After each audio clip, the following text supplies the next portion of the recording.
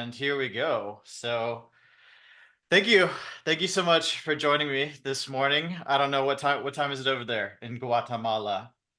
Hour ahead, 10:47 Okay, a.m. okay, so nothing too crazy.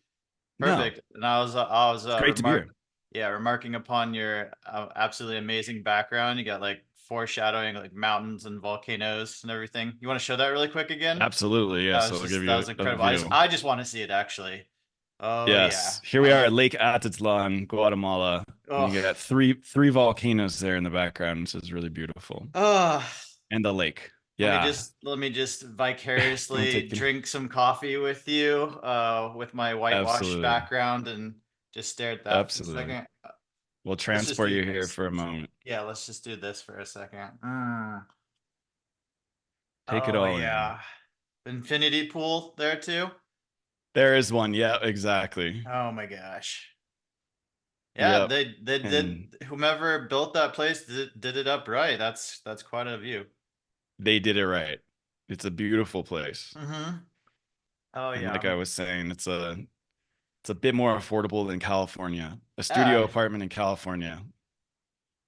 Yeah, I don't really know what is, other than like San Francisco, I think California is going to eventually start getting one of the most expensive places in the world. And Absolutely. I'm feeling it. Absolutely.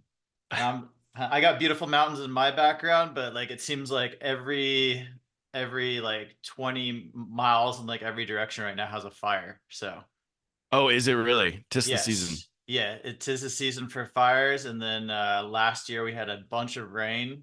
So that being the case, there's just like little micro fires everywhere. So definitely a little That's one stressful. of the most challenging parts of California. Yeah. Yeah, definitely. Well, I hope of course, the whole state doesn't burn and it Yeah. doesn't affect the air quality for too long, but I guess this is an unfortunate consequence of Yep. climate Beauty. change. Yeah, climate Yeah, but you do have change. a beautiful view there at your Yeah, house, as I've I been do. there. I'm really appreciative of it. It's definitely been a little uh extra little stress from the air quality, having like shut all the doors and turn on the AC instead of opening everything up, which kind of sucks. But other than that, yeah, Been pretty it's still hot. nice. Yes, this week is gonna be over 100 for the next like 5 days. We're gonna probably hit like a peak of like 103, 104. So So being inside in the room that you're in to yeah. maintain a level of coolness is the right move. Yeah, I don't like it though. I don't really like AC. I'm gonna get outside and do some yard work today just to get outside and inhale some Sweat it smoke out. and yeah, sweat out those toxins. Well, Good call. uh, perfect place to meet, and I guess we can start off by kind of just introducing yourself, and we'll kind of just jump into things. Yeah. Well, my name's Luke Monteleone. I am a number of things. Specifically, I've been over the last 10 years an entrepreneur, serial entrepreneur in the entertainment realm, industry, in apparel and fashion, building lifestyle brands. In 2016, went through a spiritual awakening. I was living in Los Angeles, kind of living the high life, very ego driven, and took a look into the proverbial mirror by way of circumstance, and that started my spiritual awakening and developing, cultivating an awareness of who I actually am and what I'm here to do in this lifetime, and that provoked, I guess, that evoked essentially the beginning of the process of my healing journey. And I started studying more of psychology, various somatic therapies, shamanic traditions, and various modalities, and yeah, pretty much these days work as a guide. I've worked in the psychedelic realm, assisting individuals through their journeys, but specifically work with clients online. I work around purpose and help clients essentially reconnect with what they're here to do in this lifetime, and taking them through more or less the hero's journey and helping them step into their gifts. And ultimately, my belief is to help them share that with the world. So yeah, that's a little bit of a small summary of who I am and what Hey, I'm that was doing great. here. Yeah, I was into it. I mean, so do you like when you put yourself out there, do you consider yourself a life coach, or like what is the terminology that you use, or do you like to be a little bit more broad with like what you just said there? I would say to put it inside of a box, Mm-hmm. I could definitely call myself a life coach. I Okay. tend to refrain from doing that because I think that maybe it comes with a certain level of expectation Yeah. where a Yeah. lot of what I'm working on is less coaching and it's more guiding one to their own truth and their own wisdom and their own inherent intrinsic power and Mm-hmm. helping them reconnect with that. So it's more along the lines of like soul retrieval.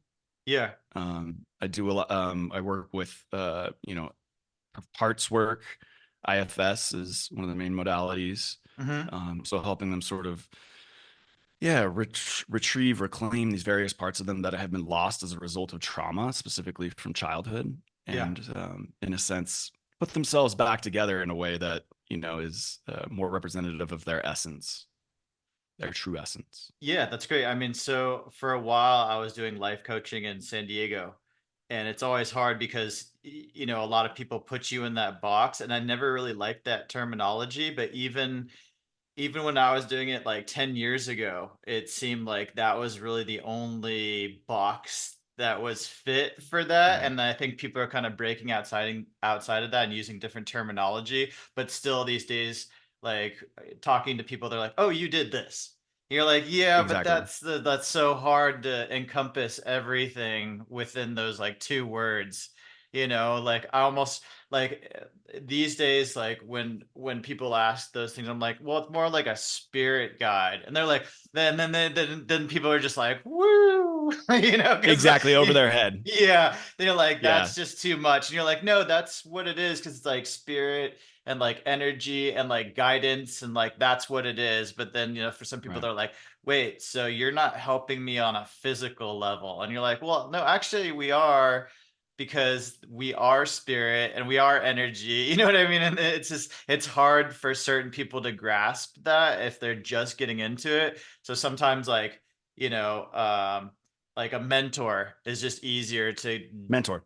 jump into that and then get into all the philosophical aspects of that, Absolutely. but Yes. tell people a It little depends who you're bit. talking to. Yeah, of course, Yeah, of course. to help them understand and digest it. And of course, as we know, it's multidimensional. And Yes. we're helping them on a number of different ways that is not to be encapsulated in one word or two Hmm. words. Yeah, Yeah, and then another thing too, and I think, even when you were here for the short amount of time and us sitting down briefly, we even talked about the fact that it's like we're here as like a reflection to helping guide the person through all the different things that they're needing at this point in their life, as well, as opposed to like, nope, these are my guidelines, this is what I do, and this is the regiment, exactly. kind of thing. Yeah. So, Like there's a framework to it, but it's not like cut and dry mm-hmm. where we could just be like, here's what I'm walking you through. It's very bespoke. It's very nuanced according to their own respective journey and how we can support them in that and really be a mirror Mm-hmm. and ultimately meet them right where they're at to help guide them through that process. And that's very much a customized approach. I say Yeah. precision approach, right? It's super customized, and then I think that's one of the most beautiful things about becoming the teacher, is just being able to learn what it takes to hold true to that space and the allowance Mm. of whatever somebody's needing that comes through you to them, kind of Exactly. thing. And I think that's like becoming the ultimate teacher, is not forcing anything, but it's the allowance of whatever they're needing in that kind of space. So I think that's great. So true. So Hmm. true. Which is, that's the place where I think you're really helping someone reconnect with their own inherent power, like I was referring to earlier, Hmm. versus like just bestowing upon them or like projecting upon them some sort of framework or some sort of expectation of how they should conform, which Yeah. is just more of what essentially I think fragmented them, disconnected them in the first place. And I don't want to go too astray, but I mean, I see so much more of that these days too, where like there's people that have found like a good framework, but like they're like almost being very judgmental, like in their approach and how they're like placing it upon people. And there's almost this like, I see a lot more so like with men that are needing that like stronger guidance, the guidance of that type of Mm. energy. But I just see that more and more these days it's just like, here's what you need to do.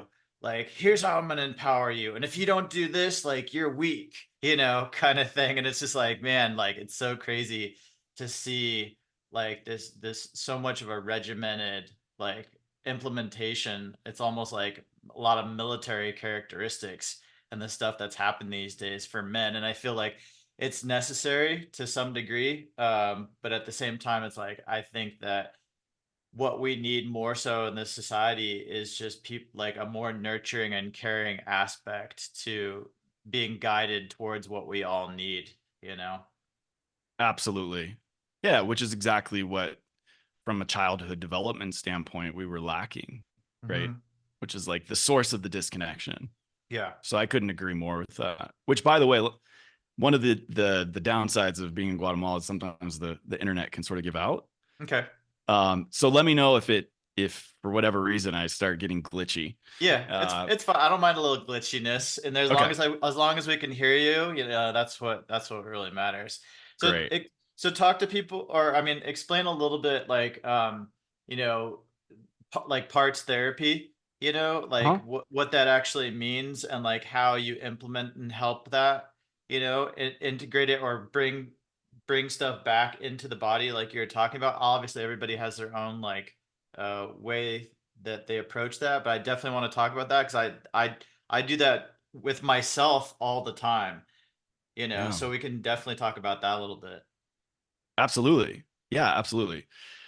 Well, I think to sort of start with the concept of soul loss and soul retrieval, which is more of a shamanic. It is a shamanic tradition where I think more of the dissociative parts work that has emerged more in the past century or so. Specifically, I think through a lot of like Carl Jung's work, and obviously it's reflective in like internal family systems therapy. Starting with soul loss, it's like when we go through that trauma when we're a child, which it doesn't have to be a big T trauma. It's really just something that disconnects us from our truth and our essence and sort of distorts our own perception of ourselves and the way that the world works.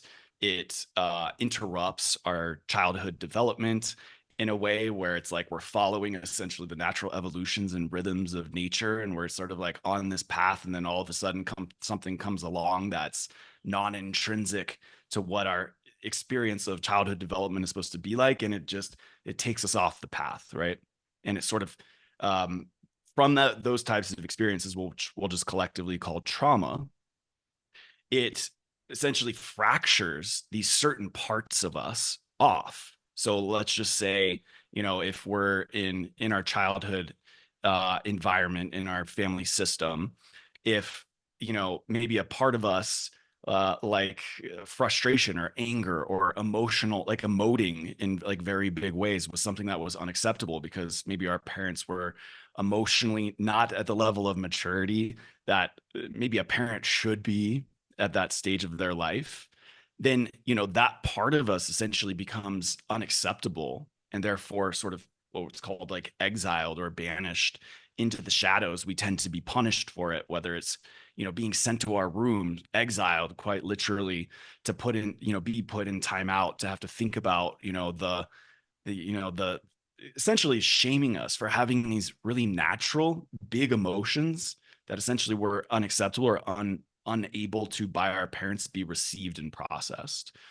So in that experience, we tend to fracture those parts of us, start to fracture off, and we start to disown them.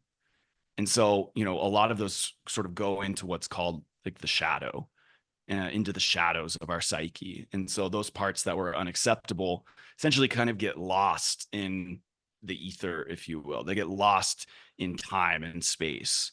And so as we continue to develop, we disown those parts, and they become underdeveloped because they're sort of frozen or stuck in time.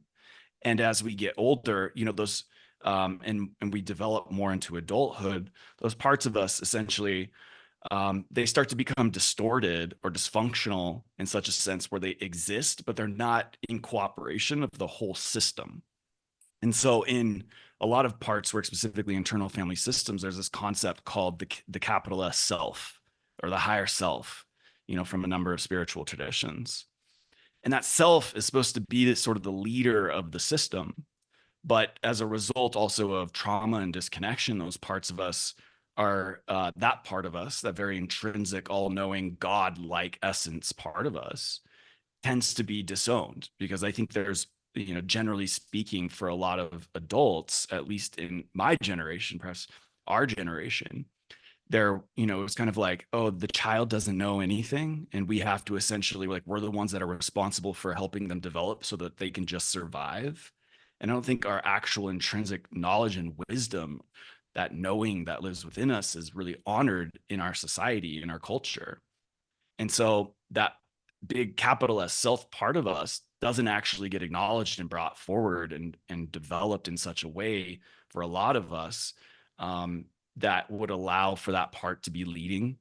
And so we sort of have this distortion within this collection of parts. And I think it's generally, for those of us that are, new to this work, we kind of think of the mind or the psyche as this one unitary thing. Like, I'm Luke, 37 years old, living, in Guatemala at this moment. I'm an entrepreneur, and like, this is what I do. And so, like, for me to have really big emotions that come up, whether it's anger or sadness or grief, like, that's not really associated with my persona or my ego. Like, that's not really acceptable. And so what we're starting to expand our understanding of self, like the totality of who we are, to include is all of these different parts, some, very much in conflict, some very young and, immature and underdeveloped, and some very wise and very developed and godlike in essence. And so we're sort of reconciling and reparenting some of these parts to bring them back into harmony in our inner system. And we're supposed to be, we're working on that through the guidance and the leadership of the higher self, or the capital S self. Does that give you a little bit? Yeah, that was You are great. familiar with this. Okay, Yeah. great. Yeah, no, that was great insight. So, um and I'm sure people can definitely at least understand the fact that there's definitely parts of us that, are underdeveloped. Like, Yeah, anybody that says that there isn't a part of themselves that, of that isn't, course. should turn this off right now to stop listening. Because I mean, it's just Yeah, true. Like, if you can't come to terms with that, then you really need to, you need to really sit down and look in the mirror and realize that there's yeah. nobody out there that's figured it all out. No, It's constantly working on something. right. So that being said, like, when somebody acknowledges that, and hopefully they acknowledge it, what do you typically do to help them, bring that part of themselves forth, in reconciliation, and then growing that part, up Yeah. to the, hopefully the balance of, the other things that are they're trying to work on. Yeah, absolutely. So, kind of the common term that perhaps we might be familiar with is, the inner child. Hmm. And because it's not just one, that's just not one entity that lives inside of us, but there's actually a number of what we could call inner children, like a number of different children, which essentially were these parts of us that their development was thwarted as a result of trauma, as a result of disconnection from their truth. Again, like the exiled parts. So really our responsibility in healing, the opportunity, I should even say, that we have, is to go through this what's called a reparenting process of these inner children. So it's about starting to meet them right where they're at. So these dysfunctional ways that we might be showing up, whether it's having, um, the equivalent of a childlike tantrum, or, even I think anger, like in rage fits from us men. Like, Hmm. this is essentially what I would consider more of a protector or an inner child part, um, having a moment, from that level of consciousness, from that level of emotional maturity, that essentially that rage fit or that anger fit was meant to try to solve a problem many, many years ago in our perhaps adolescence or in our childhood. And so when these parts of us are sort of operating in dysfunctional ways, right? They missed the opportunity to sort of finish their development, or maybe that was like the example that I shared with you earlier, where maybe that big emotion wasn't accepted by our family and instead it was shamed and we received sort of, it was punished. We were sent to our room, we were given a timeout, we were grounded, whatever the punishment was, Mm-hmm. right? Yep. Instead of actually that being something that's was accepted, not in the sense of like, yeah, you can continue to act this way, but was actually like understood and was met with a certain level of compassion and a sense of guidance and leadership to help us actually express that in a healthier way and then move through that emotion towards essentially nervous system regulation once again, because that anger tends to come from a dysregulated nervous system, right? Mm-hmm. Because we didn't get that opportunity as a child, the healing path, the path forward in the reparenting process is actually helping our younger part, a younger part of us, have that experience and then help guide that part back to a more functional response. So instead of having the anger fit and like taking it out on maybe our loved one or taking it out on an animal or taking, just the sideways, the ways that these sort of anger and rage fits come out specifically with men, it's about like having a contained expression of that emotion, and typically underneath that rage and anger is essentially like grief, Mm-hmm. right? It's grief that comes from essentially being shamed, from missing out on that opportunity to be supported and nurtured and loved and accepted.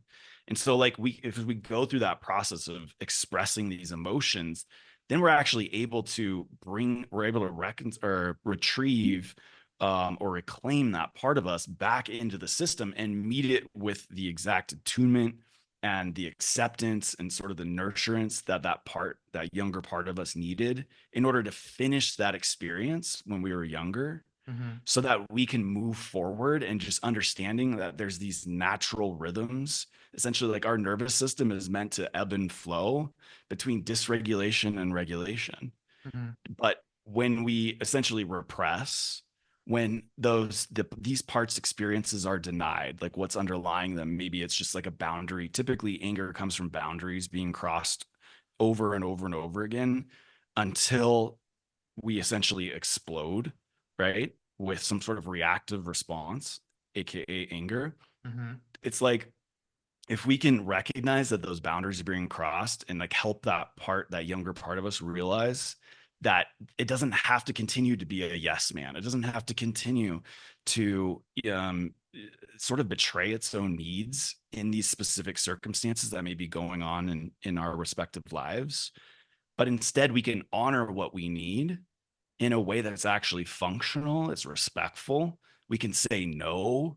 We can, into whether it's like our significant other or at work or wherever essentially our boundaries are being crossed.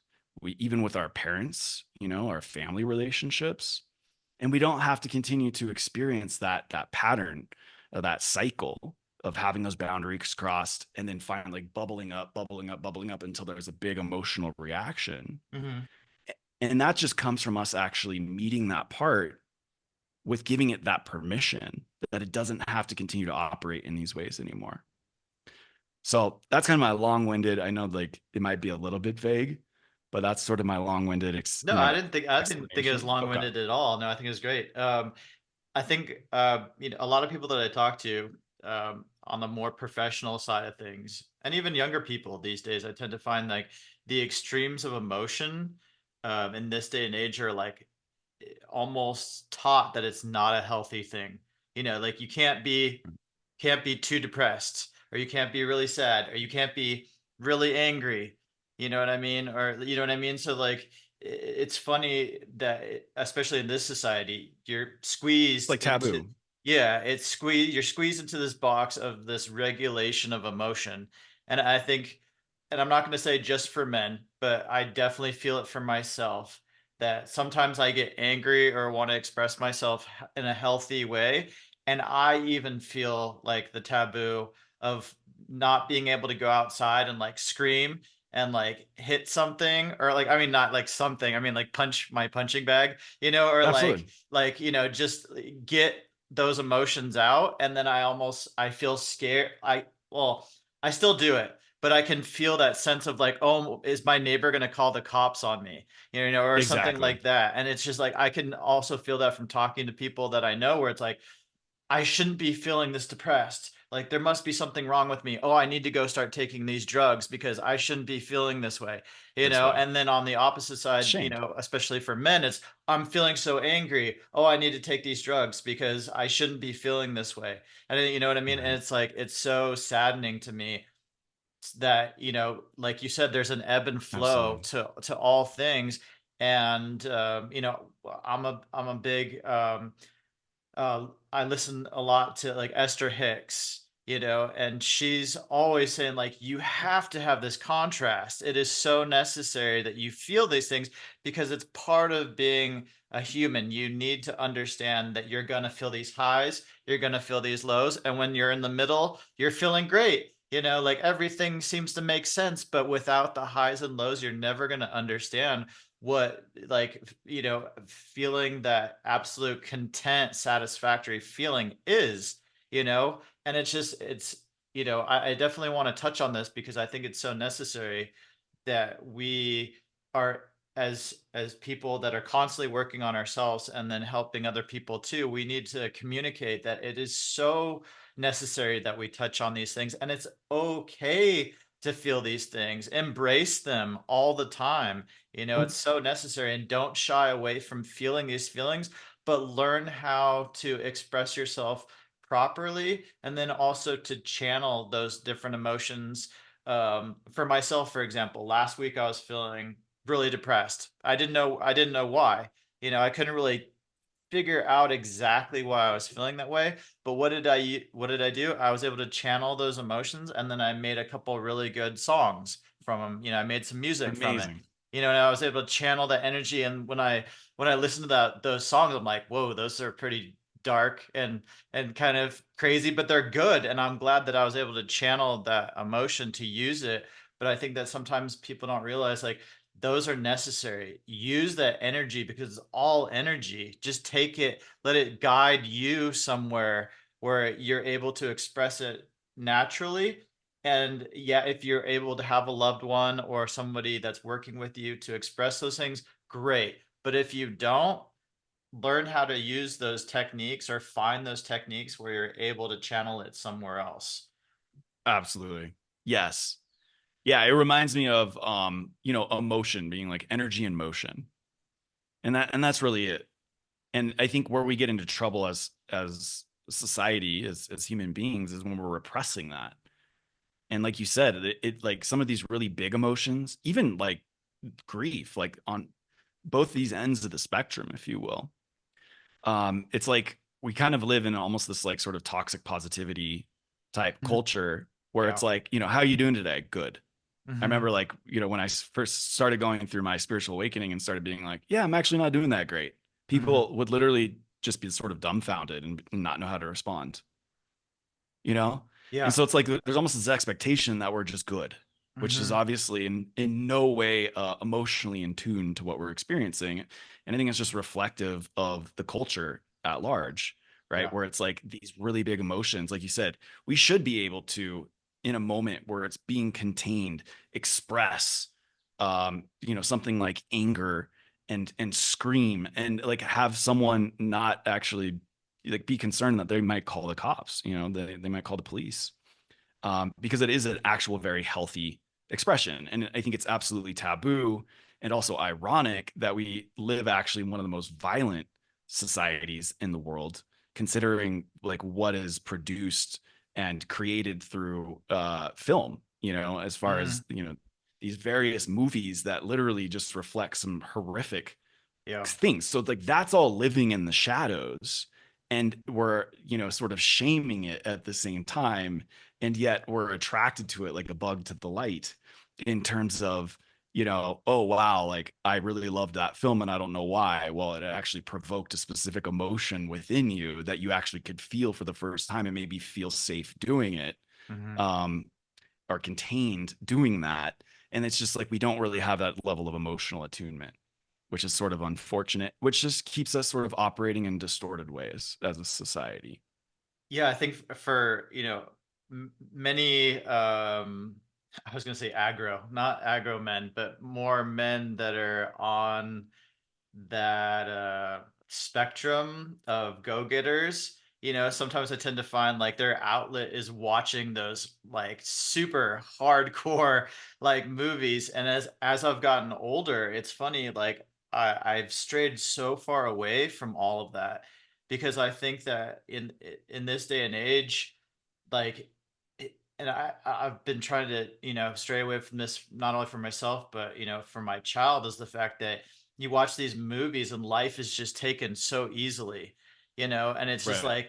like you watch a John Wick movie and like the body count is like 1,000 people, and like people, it's just like Exactly. life is It's just normal. taken so easily, and we consider it like a normalcy for things. And I'm just like, as I've gotten older, I'm like, I've seen that in certain ways my aggression was an outlet for watching like UFC or something like that. Because I mean, Yeah.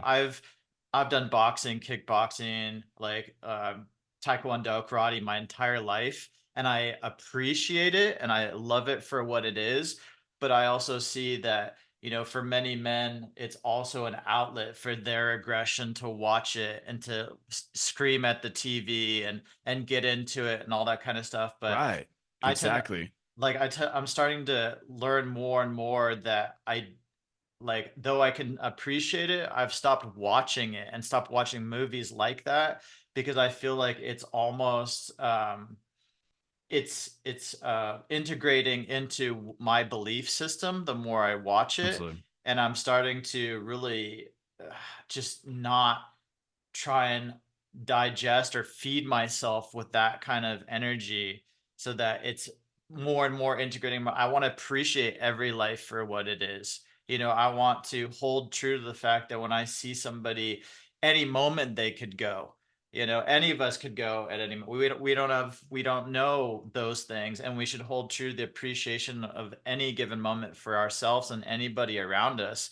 And I feel like when we are watching that stuff, it strays us so far away from those feelings, because when it actually does happen, it's like there's so much emotion and so many things that run through your body, and it's like those are blessed passionate moments of it when somebody is important to you and leaves your life, and you Hmm. want to connect with those emotions. But when you're feeding yourself that disconnectivity all the time, or you're finding that outlet, I don't think it's a healthy approach to living, to be honest. I'm starting Absolutely to, not. yeah, I'm starting to realize, and more so in this day and age, the more violence that's perpetuated through our society and then through like movies, it's like, when does it stop?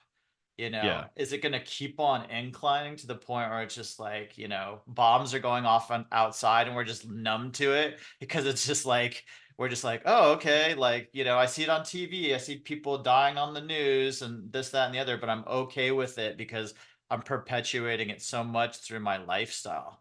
It's scary. Absolutely. It's Absolutely. freaking scary. That's all I gotta say. It yeah, it's just literally just so distorted. Hmm. And it's continuing to be perpetuated from all forms of media. And it's literally leading to a loss of respect for life, right? And Hmm. even though it's just an interesting, as you shared that, it's just so interesting that we live in this dynamic where on like one end, it's, it's like almost glorified through these, through film or through just, UFC or whatever it might be. It's glorified in a lot of respects. And obviously, it's an expression, I think, of what has continued to exist in the shadows, especially for the men, for the masculine. Yet at the same time, it's taboo, or it's actually shunned upon for us to be able to express that anger in real life in a way that essentially might feel harmful or dangerous to other people. So we're just living in this distortion between like it's being glorified and it's being sort of promoted, and yet it's also something that's essentially not acceptable in a lot of ways. And so we're just living in that tension between those two opposites. And it's just continuing to create dysfunction where it's like if we could actually have those healthy outlets where we could express that. And yes, like probably getting into, I'm sure through your, it sounds like you said which martial arts or MMA. Oh, I mean, I started from 9 years old, just being in karate and working In my way karate. through the different techniques and everything like that. But I mean, I became just so fascinated with it, and Yeah. even getting into the realm of like Tai Chi, and just Mm-hmm. like all the different art forms, and realizing that they all stemmed.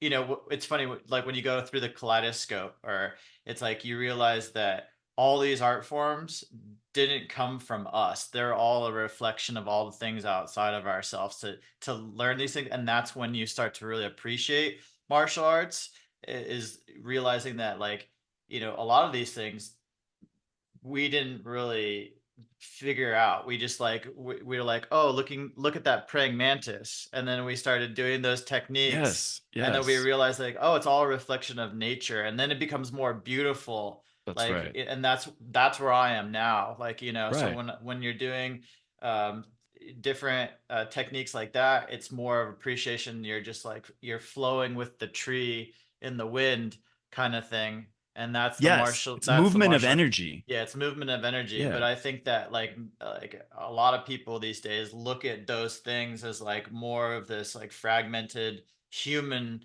thing that we developed, when really we didn't do any of that.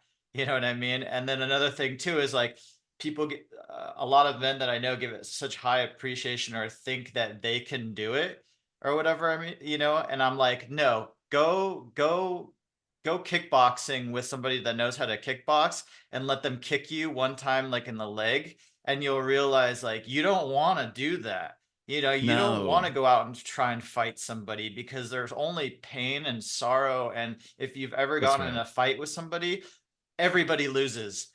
You know Yeah, what I mean? Like, nobody walks absolutely. away the winner, like when you're in a street fight. So I just think Absolutely. that, like, a lot of people need to understand that, like, there's not a lot of good that comes from it. Yeah, it's cool to see, like, in Yeah, the movies or whatever, but the reality of it, right. when you bring that forth into your life or into other people's lives, it's just harmful, you know? Oh, it absolutely is. So I Yes, think I think there's absolutely. a disconnect from Yeah, that too. I've been punched in the face. It doesn't feel good. I almost tell, like, a doesn't feel lot good at of all. men that like think they want to do. I'm like, go get punched in the face, and then tell me Right. you want to do this, like, for fun, because it's not fun. You know what I mean? Yeah, yeah, absolutely. Yeah, which is such an interesting thing. This has actually been super alive for me too, because I think, if we just look at this sort of as the warrior archetype, right, that exists within all of us. If you're familiar with, the four archetypes, the warrior, king, lover, and magician. You're familiar Mhm. with that? Yeah, that Yes. model. Yep. And it's like, I think so much of what's being expressed is more of the shadow warrior archetype, right? Where it's coming out in these distorted ways. And what's interesting and that I've continued to reflect on, because like you, like I was a multi-sport athlete, but my main sport being ice hockey. And that was my outlet to literally diffuse my rage. Mm. So I was, I played at one of the highest levels for youth ice hockey. I was the leader in penalty minutes and the leader in fights pretty much every single year for my teams. Right. Yeah. Um, and so, we would literally start warming up for the games by locker boxing, by literally beating the crap out of each Ugh. other. Yeah, in the locker room prior to the game even beginning. So we were all Mm. fired up and ready to go out there to kick some ass. And so it's like, that was the expression of the warrior that I sort of grew up around, that of course was also indoctrinated, influenced, fed by everything that was happening in pop culture with, cinema and the films and just media, right? And perpetuation through the news. And so then it's like, and then fast forward to me going through my spiritual journey, which is like this reconnection with the feminine, and like learning that this sort of shadow warrior actually doesn't really have a place as a more spiritual oriented man, as a conscious man. And yet what we don't actually want to lose is that more light or healthy expression of the warrior, because that's such an important part, I think, of us living our purpose, of continuing to create structure in the world, of fighting for something that's worthwhile, and benevolent and going to serve the world. And yet it's sort of this ongoing recapitulation or reorientation around that archetype, in learning, how it's going to be expressed and contained, I think, in a way where it's not operating in deficiency, or it's not being exiled like some of these younger parts of us, but it's actually still there intact. And yet we're also able to have this immense respect for life, human life, and able to, not in a shadow way express that energy in a way that's going to hurt others unnecessarily, especially killing or taking one's life in a frivolous way.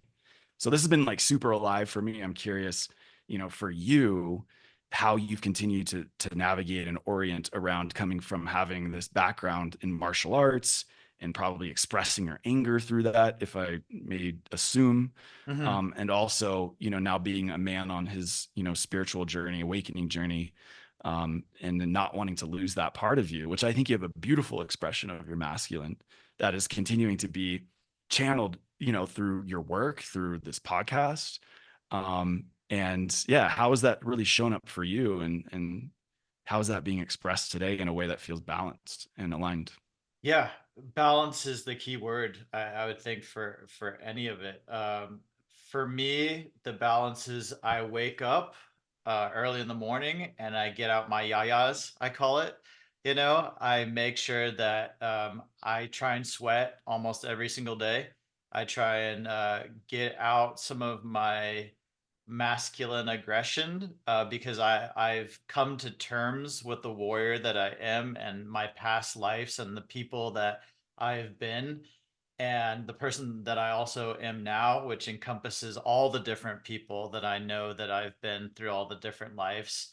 And I'm able to channel those and redirect that energy positively for my family. But I also know that I have to connect positively so that in the morning, like my workout's hard, so that usually anything that comes along in the day makes it that much easier. So I'm like, if this was hard, and somebody's yelling at me for whatever reason, I'm just able to be like, what I did this morning was way harder than dealing with this situation right now. And it goes for the same thing when I come home.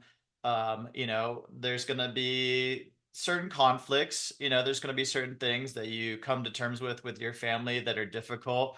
And it's also realizing that I've gotten out a lot of that type of energy so that I can Yeah. express myself properly in those moments to say like, look, this is difficult, but at the same time, like I've already gotten out that type of energy where I'm now able to process it like a lot better. Or if it does get out of hand and I start feeling it kind of like bubbling up, I'll take a walk, and I'll think about it instead of like verbalizing things like immediately. Yeah. I've learned and also been taught through my partner to not say things in the moment, to realize that Hmm. for how I work, I need to process what's being said and don't automatically react. And sometimes I just need to step away and think about it because I can be very reactionary sometimes, not always in the best way.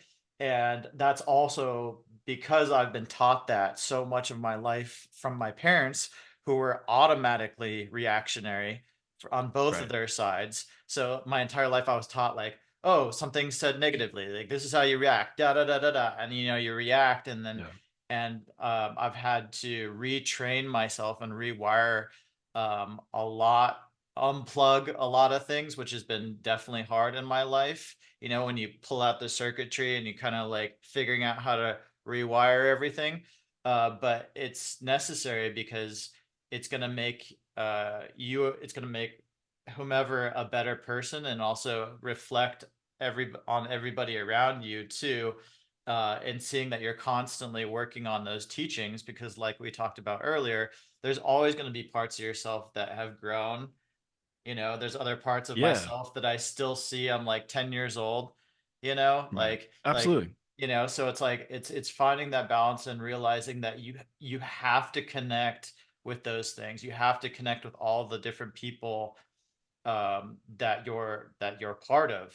And so I've learned how to do that in Beautiful. certain aspects. I'm Yeah, still learning, because we all are. it's definitely necessary. And then also something that really has helped me is taking those journeys every once in a while. Like for me, I'll love on doing like a insane bike ride, like a mountain bike ride where I'll go ride like 25 miles and it's like kills me, but in some way it releases that small piece within myself that opens up like a channel of super intensity, which is really good, like where you push yourself to the max where it's like uncomfortable, like you're gonna pass out or vomit kind of vibe. And then it also, when you get home, you feel that such release, and then that sustains me for like, a couple weeks, maybe even a couple months. And then I'm like, oh, I have to go do that again, because I've learned how to connect with that part of myself that just needs that, like, I'm going hunting kind of vibe, and I've come back Yes. with an animal, but it took every part of me to do that, so I still connect with those pieces of myself. And I think it's so necessary that certain men find that, because when you're that type of man that needs to get out that part of yourself, whatever it may be, you need to channel that rage or that aggression or that, just whatever type of energy you want to call it, to get it out. You have to get it out, because if you don't, for me at least, it just keeps on bottling up. And then eventually it's like, if I don't let it out, Explosive. the cork will pop at some point. And when it does, it might not Right. be in the best situation. You know what I mean? It might Absolutely. be with somebody saying something stupid on the street to me or something like that. You know what I mean? And then you can 100%. you can feel it, so it's like, it's finding those moments in your life to just Yeah. channel it and get it out. Yeah. That was a little Yeah. long-winded too, but No, that was beautiful. That was beautiful. I think that's exemplary, yeah. because what I'm hearing is like you're not repressing it in respect. You're creating containment. You're creating like safe ways, not only safe, but just productive and generative ways to express that warrior energy, whether it's, anger that's been coming up, frustration, just from everyday life. And you're not trying to make it wrong, but you're actually creating opportunities for that to be expressed. Mhm. And that's precisely what we need to really learn to do as men, on an increasingly fashion, is being intentional with it instead of what society tells us to sort of shame or to repress some of these really big emotions like rage. It's like you're channeling it into pushing yourself to uncomfortable edges where it's like, yeah, you're on the verge of literally like wanting to like pass out, and you've pushed yourself there and in a productive way versus taking that out in a destructive way, Mhm. right? And so I think that's absolutely, again, exemplary. And also I'm curious because I'm sure you probably have female listeners in your audience as well, Mhm. but it's not created equal for them in terms of the expression of anger. And so I just Mhm. wanted to name that, for women in our society, anger is even far more taboo. It's virtually unacceptable in terms of, the expectations of females, of women, not being able to express that very natural expression of anger. And so I'm curious for you, it's something for me that I feel very passionate about, holding space for the women in my life to be able to Mhm. express that in a contained fashion. Yep. But do you have some experience with that you care to share about as Oh well? yeah. Yeah, man, that's been a great lesson for me, and I'm honored that you'd asked me those questions. I really appreciate it. It's Pleasure. my father never taught me that stuff whatsoever. I mean, my father rarely ever even just sat down and talked to me about anything Same, emotional. Like same. I can count on one hand like the times that he ever talked in those regards, and they weren't even on this level.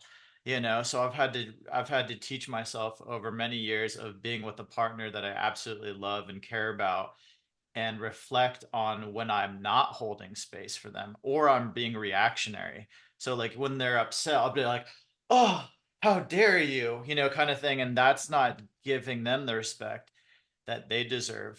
For example, like I think it was like 2 months ago, my wife was really upset and she vocalized it. We went on a walk and she was pretty much screaming, but she was doing it in a healthy way, just yelling about things that she was really upset about. And I could feel parts of myself wanting to be offended or like how dare you, or say something that would not compliment how she's feeling. And I think Right. being a strong man is just sometimes standing there and taking it and being strong 100. and not just shutting down, but just listening, and truly listening, even though you're like, oh, I just want to start building walls right now. I just want to start taking bricks and just start slabbing them together. But to not do that in that moment is really fucking difficult. And I'm still working on it, but I've at least gotten to the point where I'm like, there's that voice inside of myself that's saying, like, hey, look, you're feeling this. I get you. Like, I'm here for you. Just calm down, That's right. like realize that this is okay. You need to allow this person to do this because they're upset with you. You're not perfect. In fact, you're far from it. You have a lot of issues, and this person's just vocalizing those things, and that's okay. Like she's saying these things to also help you. So there's that voice in myself that's saying these things. On the contrast, there's like, let's put up a fucking wall right now, That's like right. let's start getting out the cement and mixing it. So Of like course. I can definitely see Protected. the yeah, I can definitely see the contrast in that, but holding true to those moments is so Yeah. important for your partner because they can get it out, and then later on, they won't talk to you for a little while, and then maybe later on the evening they're just like, thank you so much for just not saying anything and just holding true to those moments and just being there with me, because I think that's what women want. They want a strong man, but they also want somebody that's tender and caring and can just stand there and be strong, because a lot of what men define as strong is this tough guy that can stand there and do whatever. But a lot of strength, from a feminine divine perspective, is just being open and tender and caring, but also standing strong in those moments of just being receptive. And I think that's so necessary that we learn from more of the feminine divine spirit, that that's what strength comes from that side of things. It's tender and nurturing and caring and being open and being there for somebody completely, because it's hard to be there completely. Even when those moments Absolutely. happen, like I'm just like struggling so hard. I'm like, I want to be here completely, but and I'm also fighting against myself in all the different ways. So I think it's constantly teaching yourself how to do that and do it respectfully, and then not only to show it, because anybody can show it. Somebody could just sit there and be like, oh, I'm listening or whatever, but to actually do Yeah. it for yourself too is like That's it. a lot of where the Yeah. teaching comes in, to be able to sit That's it. there wholeheartedly, you That's know it. Yeah. yeah. Absolutely. Yeah. And like just kind of bringing this back to some of the things that we talked about, but like when we're able to hold space for those younger parts of us Hmm. that are sort of in distorted ways expressing anger in a fashion that maybe was unacceptable, but whether by our family system, our parents, or society as a whole, but we hold more space for that and create containment and safety for that to be expressed within ourselves. We're going to be able to do that for our partner, for our beloved, for the women in our life, right? Hmm. To create that containment, to be able to stand there like the rock in the storm and be able to hold that space for them and not feel so protected, because we're more in integrity with our own anger and even rage, where we're not feeling so threatened by what they're expressing. And instead, we're able to sort of take that step back, have just enough space to be able to hold the containment so that they can go and realize that they're going through their process of expressing something that has been historically and generationally repressed and suppressed because it's been absolutely unacceptable. And this is helping with their own integration process and of their sort of reunion, inner union of their masculine and feminine energies, so they can come back into harmony with themselves as also whole beings who aren't being expected to just be expressed purely as the feminine of what it means to be a woman, right? As a human being, but Mm-hmm. instead that we're helping them create inner harmony with the masculine and the feminine energies that each of us, all of us, inherently possess in some capacity, Yeah. right?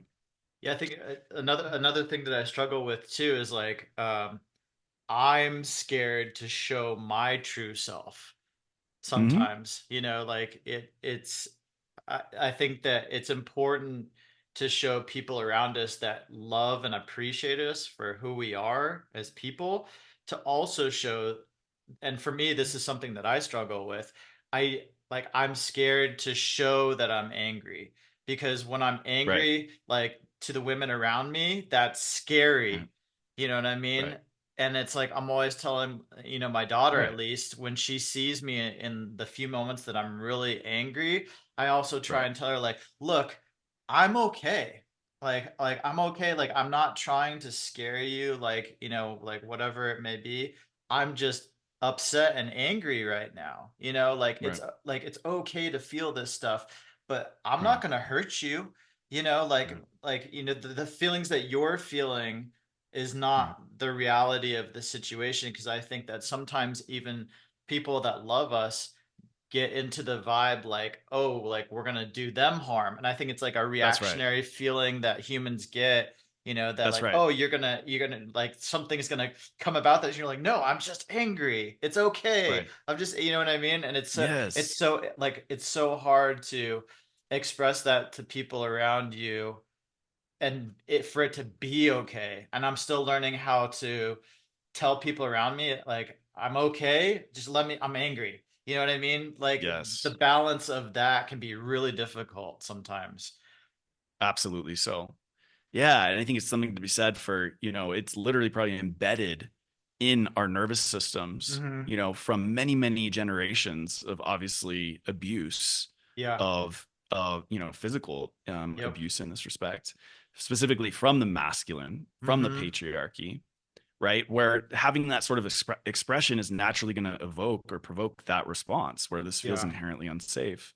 Not to mention just in this lifetime where virtually, there's no real positive examples out there where like anger can be contained in a way that's actually not going to be catastrophic, Hmm. right? So it's like setting this whole new precedent, creating this whole new paradigm around, oh, anger is absolutely a normal emotion to be expressed and I have the capacity to contain it. I'm going to show you that. And I think one of the beautiful things in relationship too is helping in an interactive way learn that we can help one another by not shaming or judging each other's anger, but actually creating containment, whether that's actually holding space, right? Which is something that I feel passionately about, or just a woman being able to regulate her own nervous system enough in that moment to have enough trust, of course, discern appropriately, Hmm. that, her man can hold himself, excuse me, in that anger expression so that he can go through that process and discharge that energy and not take it out in a distorted expression where it's going to be harmful or hurtful. God forbid, take a life, Yeah. right? But instead it's going to be taken out on the bag. It's going to be taken out, on chopping wood. It's going to be taken out in, whatever expression that we've created containment around, that's going to allow for that to come out in a healthy way so we can integrate that and not repress it or exile it so that we lose that being conscious spiritual men, and we can still have that as something that's really fueling our purpose and it's fueling our empire builder, archetype that lives within all of us that wants to create a better world. So, I think it's also, yeah. how do we do that? Because I mean, like, and this is such a poignant like topic, because like my mom has gone through so much abuse. Like my wife's mom has gone through so much abuse with, and it's like it's so hard sometimes, because like I'm telling my mom a lot of times, I'm like, don't reflect how I'm feeling right now on your ex-husband. You know what I mean? Like I'm not that Right. person. Like I'm not Right. I'm not feeling this way to do you harm or to say things to you, like, because there's an automatic Right. like reaction, Of and I course. think that, Reflexive. Yeah. yeah, reflexive properties. And it's like, how do we go about that in a positive way to tell the people around us, and the Yeah. women that are around us that have gone through that, that Right. it's Yeah. gonna like this is natural, this is healthy, this is okay. I'm not that person, Yeah. but then also still do it, because if we're not expressing and we're Right. walking away, or we're not wanting to affect anybody on that level, then it's doing us damage. Yep. You know what I mean? Then we're just Absolutely. bottling it up No, exactly. constantly. We're just suppressing, repressing. Yep. Right. And then typically resenting, a partner or a parent because it's like there's a part of you that can't be expressed, Mm-hmm. which is essentially what created the wound or the fracturing of that part to begin with. Mm-hmm. Right. And Yep. so it's like, I think it's definitely reflective of our own inner work, where again, it comes back to us being able to hold that younger part of us and have a lot of compassion for it, but also to be intentional with creating a space where it can express that anger, right? In a Mm-hmm. contained way where we can actually develop a sense of trust. Because I don't know about you, but like my rage and my anger, I couldn't trust myself with that, 10 years ago, Mm-hmm. where it was like, because I repressed it and it would just build and build and build. And then all of a sudden come out and I would see red and basically kind of black out in a sense. And that's how the rage would come out, Mm-hmm. right? It's knowing that if the only way that that's going to perpetuate or continue is if I continue to repress it. But Mm-hmm. instead, if I can honor it and contain it and give it essentially a feasible outlet to be expressed, then it's not going to come out in that way. And then we can kind of hold ourselves in higher integrity, or we can trust ourselves to be in integrity with ourselves and show, quite literally show our partner, our loved ones, nervous systems that it's safe now to be in proximity to someone like ourselves who's going through this moment of where this anger or this rage needs to be expressed and it can be contained. And by showing them, literally, as opposed to just telling them that we can do something, but by showing them over and over again, I think it's going to change that sort of genetic biomarker, if you will, that has Mm-hmm. come from previous generations epigenetically, Yeah. that's saying, this is inherently unsafe. So Yep. therefore, I need to push you away. I need to shut this down. Right. And instead, it's actually saying, oh, okay, he's got himself. But how many men have really got themselves historically? Probably Yeah. very few, Yeah. very few, Yeah. I'm glad you're touching on that too, because I've talked with other men that generationally are trying to change themselves for their children, to make that like you said, that biomarker, to be like, Yeah. look, I want to, like, we're all connected to everybody that we were generationally through our epigenetics and everything. I want to change that marker for my future self, so that I'm not that person anymore, for myself, for my kids. And it's a, man, it's a, whew, when you start to think Fuck about yeah. that, it's intense, because I've met so many men that, like, their dads left them, or they just weren't there, or they were enraged to the point where they couldn't handle themselves and they just had to leave, or whatever. And it's like, man, like I can feel that sometimes. And I think it's so important that we learn um, how to make it safe for the people around us. And like you said, come to terms with it Mhm. in some sense. But yeah, I feel that so strongly, um, trying to make that change, because I can feel it generationally from shit, like on every side of my family. The Right. dads either left, or wasn't Right. around, or Right. completely dysfunctional, like, so, like, it's funny, like, if you look on every side of the dad spectrum, on my mom's side, on my dad's Right. side, like on my wife's side, like there were no men, you know what I mean, like, or they were Yeah. super messed up. And it's Right. just so crazy that, like, even in my lifetime I've met so few men that have their Right. shit together. And Right. then like I've looked up to them so much because there's been so few, Right. that have actually got their stuff together. And I think that for me at this point in my life, like the ultimate, like what I define as success Right. is encompassing not really even wealth. It's just like becoming the man that I've always wanted to look up to, because Oh, it didn't exist for me anywhere, growing up. Even other men that I looked towards in different friendships and relationships, they weren't there. It's like I don't know about you, but did you ever find a man in your life that you actually like, other than like, somebody that was like on TV, or like somebody that like, was way like a distance away? Did you ever find somebody that was in your inner circle that you actually knew, that was a great guy that had integrity? Did you ever have that? Because I didn't. you know honestly, no. okay, Yeah. there you Yeah. go. Not in close enough proximity, Yeah, unfortunately. because Yeah. then you never really know. Then Right. a lot of it's just for show. Because when I was younger, I'd look up to certain men, but I'm like, then as I got older, I was like, I don't know that guy. Like he Right. could be a total dickhead. Like, you know what I mean? Like, Right. and sometimes they are. That's the crazy thing. Like there's certain people that I thought were great, and then I started to get to know them, and I'm like, wait, you're not successful, or not the successful way I want to be. Like you just got the money thing figured out. And to me, that's only like 1/10 of the equation, you know? It's very, very one dimensional. Yeah. Right. And sadly, it's been really the focal point, I think, for men, right, Mm. in terms of self-worth and status, Yeah. right? Yep. Prevalence Oh yeah. for far too long. Yeah. And yeah, and everything else has been neglected. Mm-hmm.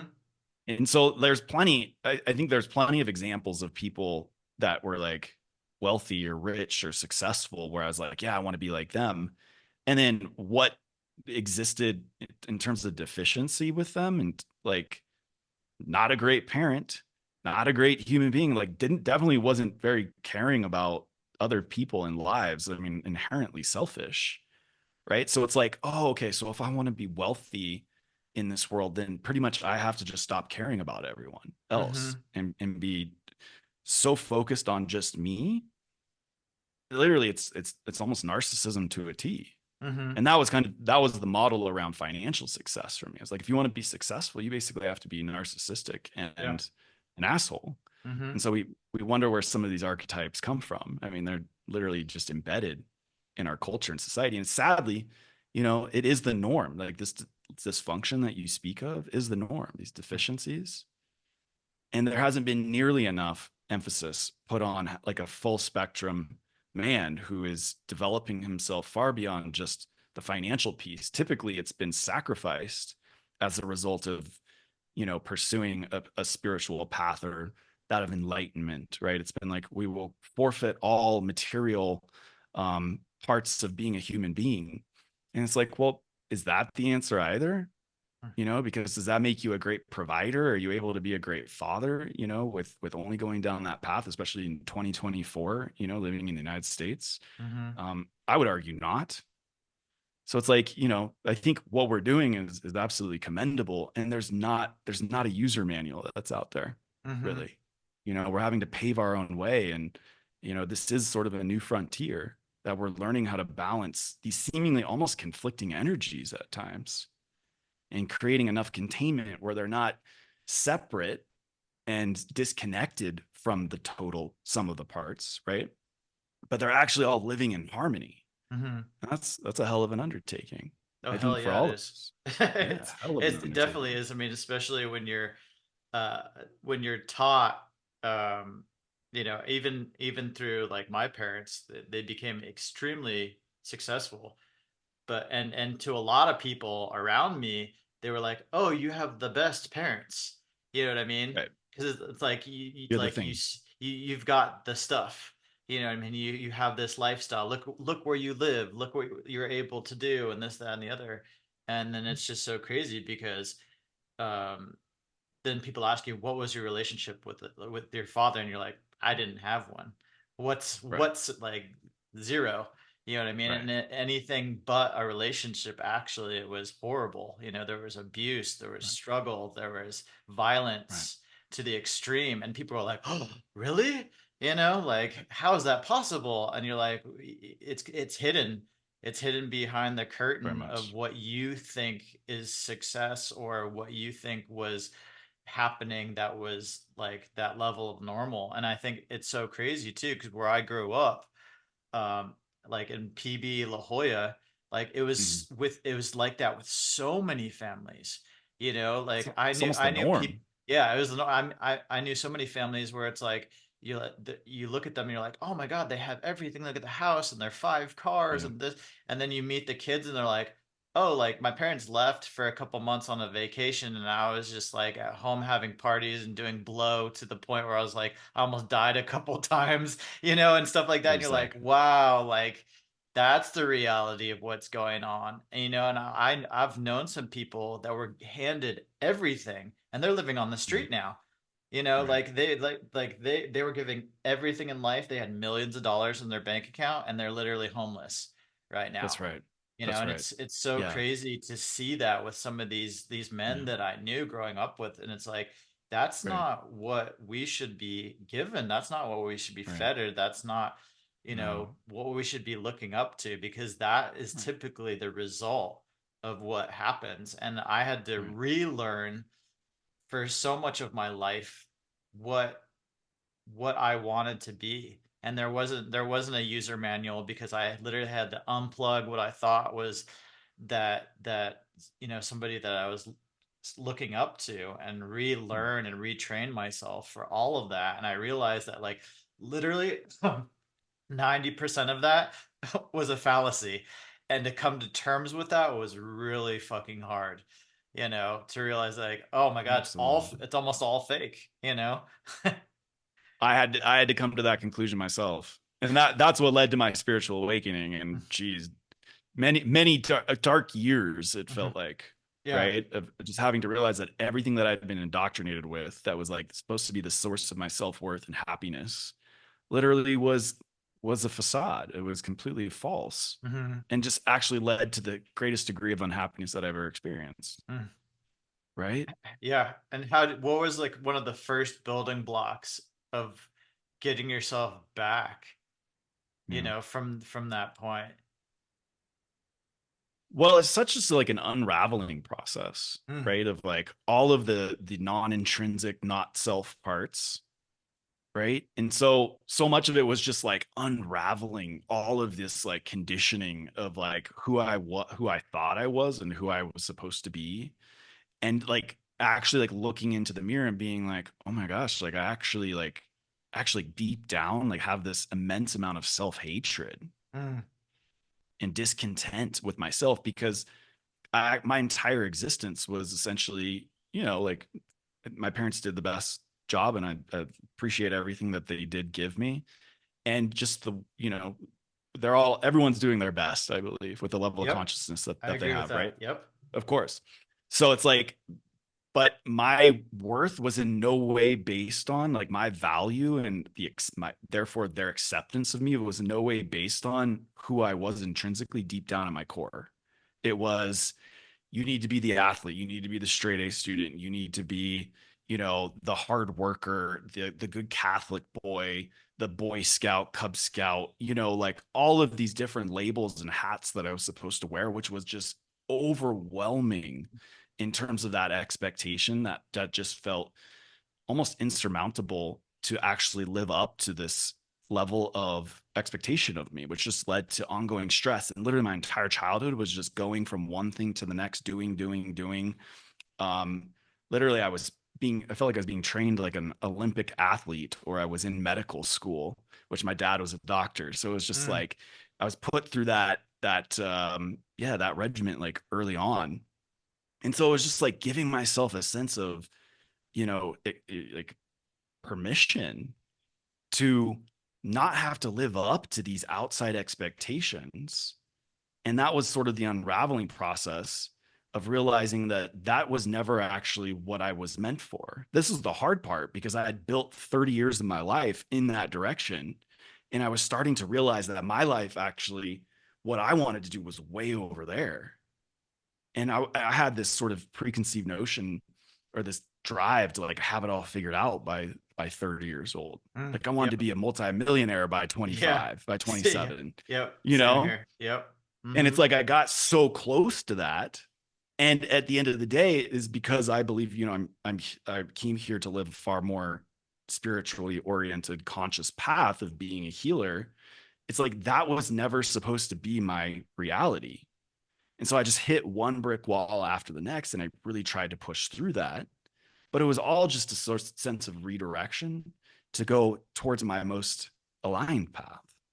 So it's just like giving myself permission to realize again, like, you don't have to have it all figured out by this stage, Mm. right? Like, it's okay to literally almost do nothing, to feel like you're going through this death process. And the irony is like during that time, my nervous system was so shot. This was like 2016. I think it's 31 years old.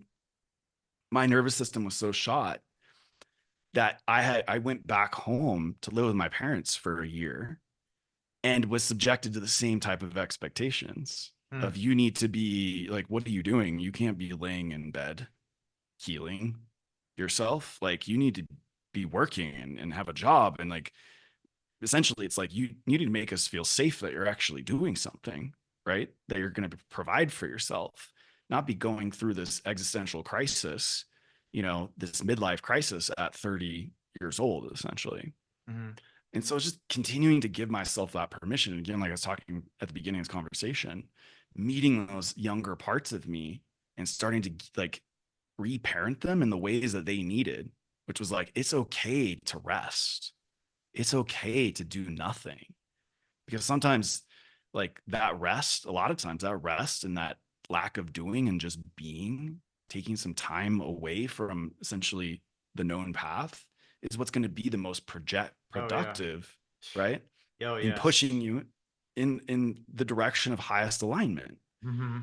So that to answer your question, like that was the first way, like that was the first step for me. And it's just like what we feed grows, right? Like what we give our energy grows. And so the more that I give myself that permission and develop that sense of like, well, permission and support that I lacked as a child, the more these intrinsic parts of me felt more confident to like follow a very different path and dig deeper and dive deeper into various spiritual texts or into various this is how I found psychology and studying the nervous system and parts work and attachment and relational oriented therapies. And I never would have been able to get there if I would have just continued to subscribe or live up to the expectations and the indoctrinations of my family system of my childhood. So I Mm-hmm. think that's the hardest part for a lot of us because it's literally like we were talking about with the anger, it's ingrained, it's imprinted in our nervous system and Yep. in our psyches. Like if I don't do that, then literally I'm not going to survive. I'm not going to make it. Yeah. So sort of disconnecting that part, I think, is the most important piece at the beginning. And it can feel excruciatingly painful because you're telling your whole system a entirely different story Mm-hmm. that's going to activate a level of unsafety that feels like impending death, right? Mm-hmm. Is knocking at your door. So, I still feel that to this day, like, when I take a day off, like I mhm, still have that part of myself that's like, what the hell are you doing? Like, right. this isn't Same. right. Like you should be, you have a list of 25 things you should be doing right now, and you should be doing them all at once. And I mean, for me, like when I was in my early 30s, like I had hit a lot of peaks of success that I was wanting to find. And same for you. Like I reached a point of burnout. Like burnout's a real thing. Like people don't realize, like you can Absolutely. strive towards like all of this, but if you don't manage it well and you don't find a balance in things, you will have a nervous breakdown. You'll That affect was your me. nerves like Panic immensely. attacks. Yeah, panic attacks, like just so many different things that can Right. ruin you. And I've heard many stories where it's ruined other people that have gotten to a certain point and they just maxed themselves out, and it wasn't right. And I've been there. and I had to retrain myself to learn that also success does come from not doing. The not doing is an important thing, and I'm still training myself to do that. Like I'll for me, like my way of not doing is like I'll put on like some Tibetan music and get in the bath and just like sit there and just Yeah. not do for a while. But like I also see so much growth in that because sometimes like the things that I'm trying to figure out, I stop. And then when I come back to this plane or whatever, I find so much more clarity in the thoughts that I was thinking about after I Right. did not do for a little while. But I'm Absolutely. constantly having to teach myself that as well because Yeah. it's a hard thing to do, especially when you have parents that are always go go Of go course. go go, and you see that and you're like, Exactly. oh, success comes from that, and then like they're actually miserable, but they That's right. they're not showing that because look at all the pretty things they have. You know what I mean? So like Exactly. we get that right from the get-go, and it's like that's how people die. Like when you see so many That's right. people obese or like, like you see like even so many people these days, like they look healthy, but they're not healthy, and they're like, wait, that guy was so jacked. Why did he die like at 35 Right. years old? And you're like, oh, because outside he was relatively healthy, but inside he's just rotting, Just from pushed the like himself, yeah, from the coping in inside unhealthy out, ways. Right. and that's such a crazy thing too. Like I've seen so many people, even some guys that I follow on Instagram, and I'm like, wait, that guy was like amazingly in good shape and he seemed so happy. And I was like, why did he kill himself? It's Right. like because he was obviously affected by so many things, but he wasn't healthy on the inside. That's On the right. only on the outside was he affected. It's funny, I was even watching something this morning, and it was like an interview with this guy, and he was like super good looking, jacked guy. And he was like, what do you get? Like, what do you get from this? Like, do you get a lot of women looking up to you? And he's like, no, it's actually like 95% of men follow me. you know and he's Right. like, Right. literally, like there's like maybe 5% of women that will come up to me and be like, wow, like you work so hard or whatever. And he's like, the idea of it for like so much of our society is this, but it's actually the opposite, and it's like Right. fully opposite spectrum. It's not even like Right. what you would think would be 50-50. No, it's like 90, like, and then 5% on this side. So I think that a lot of times what we think is true to ourselves or like in this That's society right. is like not even just 50-50. It's full spectrum, like Absolutely. It's opposite like opposite side. totally yeah, it's like compensation, right? Yeah. But to see that degree is crazy sometimes because I've had to retrain Yes. myself too to think that, oh, like I need to look and I need to be a certain way. And it's like, but am I really living? Like, am I Hmm. living, like am I doing what I want to do? And I've had even the past like 10 years of my life, I've really started integrating different teachings where I'm like, relearning what makes me happy, because for so much of my life I've been living for my parents, for my Mm. wife, for all these other people. And it's like, Yeah. but is that what makes me happy? Because the Right. happier I get, the happier the people around me are going to see it, and that hopefully influence them to be That's right. happier. And that's also one of That's the right. reasons like I started this podcast, because I'm like, I was doing this with like other people and they fell out of it, and I was like, look, I wasn't doing that for them, though it was fun. Like I understood there was a value in that. I was like, I just need to do this for myself.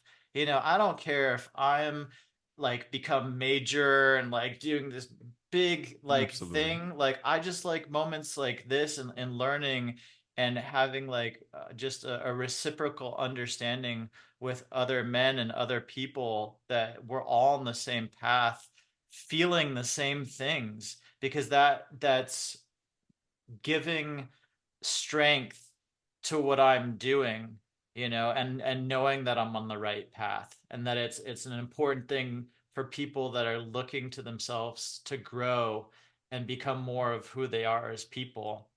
And that's why I'm doing this, having these types of Beautiful. conversations, because it's so necessary. And the more I'm putting it out there, the more I'm realizing I'm getting a little bit more comments here and there of just people being like, yes, like this is what I want to Yeah. hear, But it's really freaking hard to put out there too, Of like to course it is. cut through all the stuff, you know. Yeah. Yeah. Yeah. Like what stuff?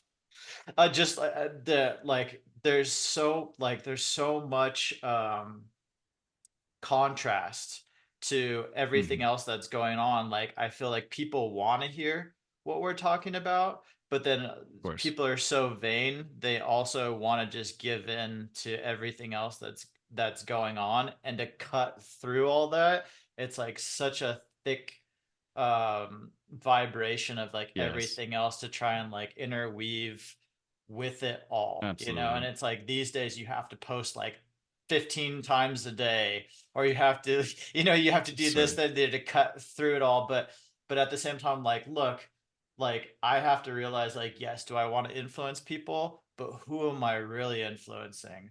I'm Yeah. influencing this person right here. Yes, absolutely. Yeah, and that's the Mhm. most beautiful piece about it. And like I'm so happy that you realize like you're doing this for yourself, but by way of doing it for yourself, you're doing it for everyone, Mhm. right? And you kind of going back to something that you said, and I can only assume because I share this as well, so this might be a projection, but it's like I'm learning how to orient around like understanding that my quote unquote selfishness is actually the greatest way that I can be of service to everyone in my life.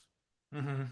Right. So it's like just developing a different relationship with what it means to be quote unquote selfish, which is just I'm actually serving my greatest needs in a way that's not going to impact others adversely, but it's actually serving my needs so that I can better be of service to others. And literally by way of you doing this podcast and having these types of conversations that are most resonant with you and your healing journey, like we're seeing that literally we are not very different whatsoever. We're actually almost virtually all the same because we Mhm. share these various universal elements and experiences that brings us closer together as opposed to the divisiveness and the disconnection that of essentially that's reflective of the world that we've been living in and just continue to perpetuate as the norm. And instead you're bringing people together in ways of understanding. By serving yourself, you're actually serving others and bringing more into connection, which seems like almost an ironic sort of concept, Mhm. but in reality it's literally the way. Like It, your it, purpose by yes. serving you in your healing journey is literally the greatest gift that you could give humanity.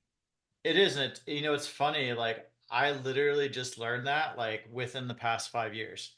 Like that's the crazy thing. People think sometimes when people listen to me, they're like, "Oh, you've been figuring this out for like 20, 30 years." And I'm like, "No, bro. Like this is like literally past couple of years of my life, because for so much of my life I've always been like, "Oh, I want to be like this person that makes such an impact like on the world and doing this, that, and the other."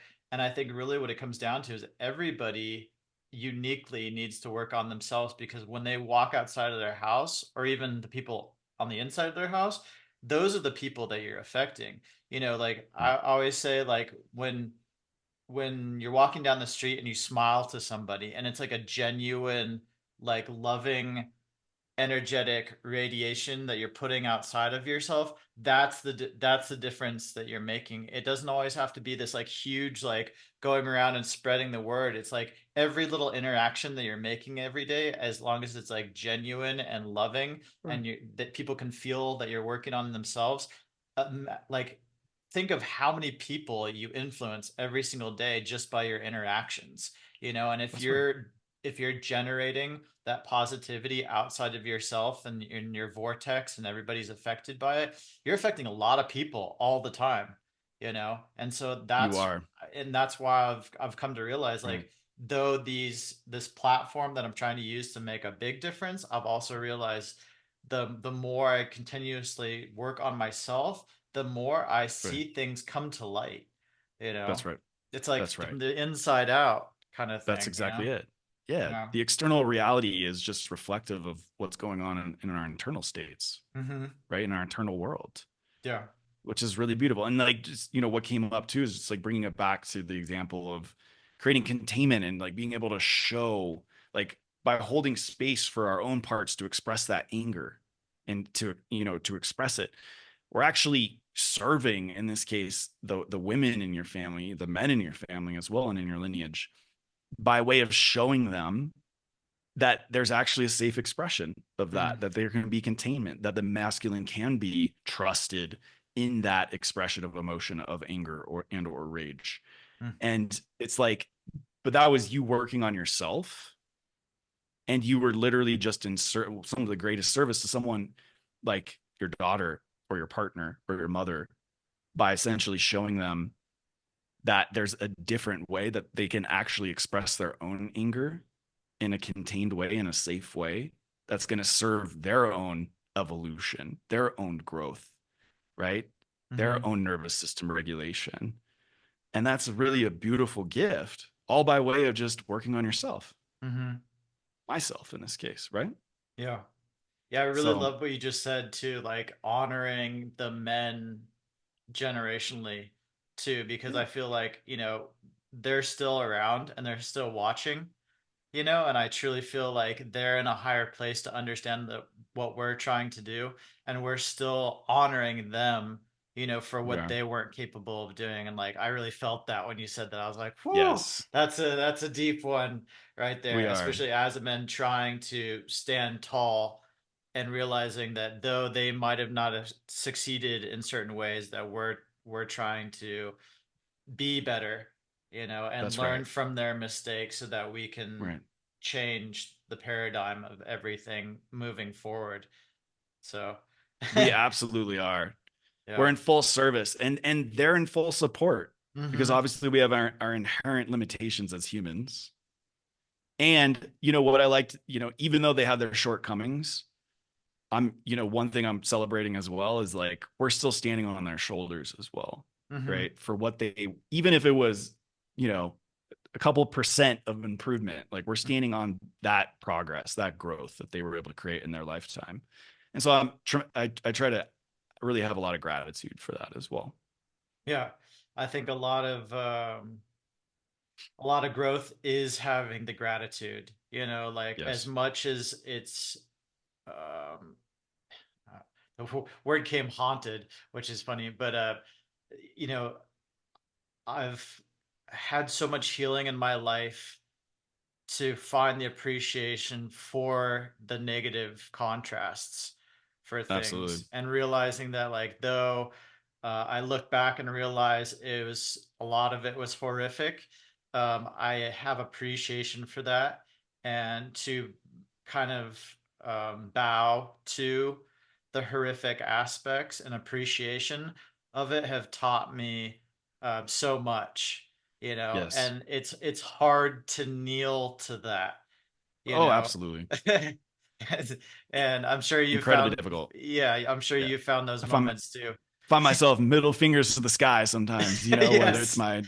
my soul where I'm like, oh, I choose this life, or my ancestors. But the Yeah. reality is like I think we all signed up for this one. Mm-hmm. And so we came here to fulfill a purpose. And it's like everything that has happened, the horrific parts and the beautiful parts, have been there to help serve us in whatever mission that we've come here to fulfill. And so that's the part at times where, sometimes begrudgingly, I try to have a lot of gratitude for it. You know what I'm saying? Mm-hmm. Um, but yeah, it takes a lot of perspective, and it exists totally in duality as well. And it's like, it's going to be really fucking hard sometimes, Mm-hmm.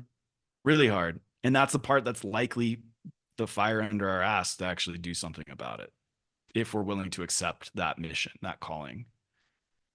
Yeah, it's definitely some of the fire under my ass to keep on Yeah, going with those aspects. But I think that's a great way to end at least this absolutely. podcast, with just gratitude for all things and for so much healing that comes from that, because it's so necessary. And as much as sometimes we want to fight that, and I still obviously fight course. it. In some parts of my psyche, I'm constantly fighting against the why factor of so many different things that have happened in my life.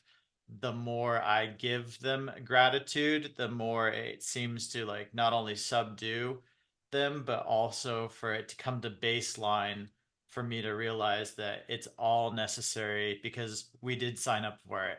And sometimes that's the one thing that gets me back to baseline when I'm like enraged for things. It's like, I signed up for this, That's like right. it's That's like, right. God damn it, like, Right. because it's hard. Grief and gratitude simultaneously. Yes. We're like, what the F was I thinking? You know? Yes, yeah, like why the why Yep. factor, but I'm really appreciative of you, and it makes me feel really Likewise. humbled to know that there are other men that feel those levels of emotions, but are Yes. able to come back to baseline to feel the appreciation and the humbleness, and to know that though it is hard, it's also wonderful. Like, It is. it's Yes. absolutely wonderful to Yeah. be here through all the struggles, and I think it's necessary that people just need to come back to baseline to be like, well, do you want to be alive or do you don't? That's right. Kind of thing. And it's like, well, if you do, then there's going to be struggles and it's going to be hard, but There is. there's also a Yeah. lot of beauty that comes from that. Absolutely, man. Yeah. And it's just such a blessing, Pierce, to have this conversation and be able to share that, especially as men, because we can feel rather lonely or alone in this process and in this Hmm. journey. Hmm. And so it's a privilege to be able to share that with you. And I hope that this is an example of what's possible for other men as well, Yeah. because it's a lot more manageable and enjoyable. And we can enjoy the hard times as well. Like we can persevere through them by really working together and supporting each other and really showing one another that we're not alone in this. Yeah, and thank you for touching on that too, because sometimes I feel absolutely alone. I Of don't course. see it that much around me, and I have to like seek it almost. Like I really have to dig through a lot of what's out there to find these types of conversations, on Right. a genuine, like fundamental basis, because sometimes it feels so scripted too.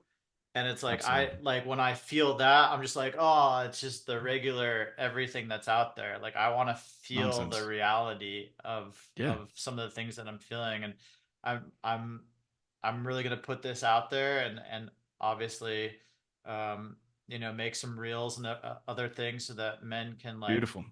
touch upon this.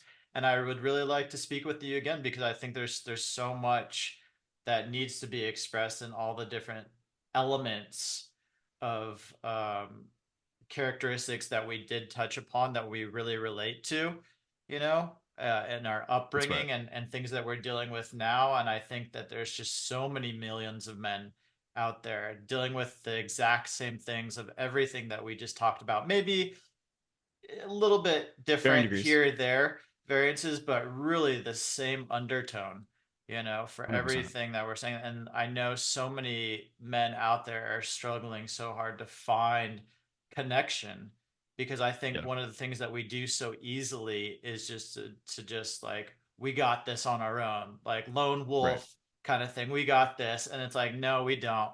you know That's right. like I've learned that too. Like I've tried No, doing that for so much of my life, and it just doesn't work.